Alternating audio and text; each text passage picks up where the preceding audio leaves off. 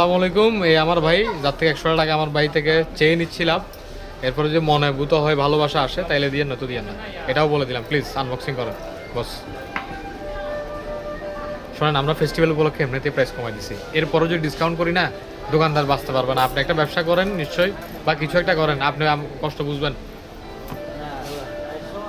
আপনি ফেরত দিলে আমার 1 টাকাও লাভ নাই।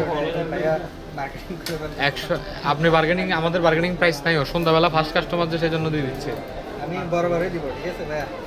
আপনার থেকে যদি মনোমুগ্ধ না হয় আপনি 100 টাকাও দিয়েন না। আমার জীবন হবে 100 টাকার জন্য কার কাছে এত রিকোয়েস্ট করি নাই, দিয়েন না, টাকা লাগবে না। এতক্ষণ কথা বলার পরে যদি বলেন যে 100 টাকা দিবেন না, তাহলে আর কিছু বলার নেই।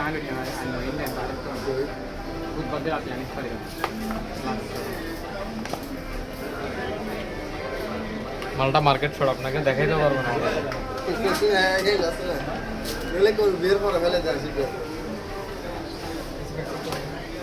থ্যাংক ইউ ভাইয়া।